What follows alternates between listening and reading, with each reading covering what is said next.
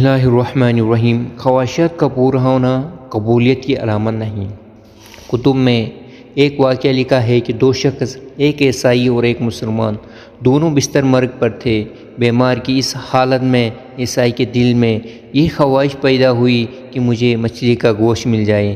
اللہ تعالیٰ نے فرشتے سے فرمایا کہ جاؤ اس عیسائی کے گھر کے تالاب میں ایک مچھلی ڈالاؤ تاکہ اس کی خواہش پوری ہو جائے۔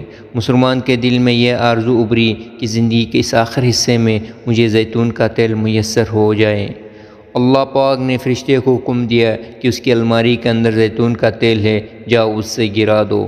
اللہ تعالیٰ کا حکم ہے کہ اس عیسائی کی خواہش پوری کر دو اور اس مسلمان کا زیتون کا تیل گرا دو۔ فرشتے نے عرض کیا، آپ کا حکم امت کی آسانی کے لیے ہے، اس کی مصلحت بھی بتا دیجیے تاکہ میں امت کو سبق مل جائے، انسانیت کو سبق مل جائے۔ اللہ رب العزت نے فرمایا، وہ جو عیسائی ہے دنیا کے لحاظ سے اس کی ایک نیکی باقی ہے، میں چاہتا ہوں کہ اس کی ایک نیکی کا بدلہ بھی دنیا کے اندر ہی دے دوں، اور جب وہ میرے پاس آئے تو اس کے سوا جہنم کے اور کچھ نہ ہو، اور جہاں تک تعلق اس مسلمان کا ہے تو اس کا ایک کوتاہی اس کے دامن پہ رہ گئی ہے۔ میں چاہتا ہوں کہ اس کی خواہش ٹوٹے اور وہ جب میرے پاس آئے تو اس کے لیے سوائے جنت کے اور کچھ نہ ہو۔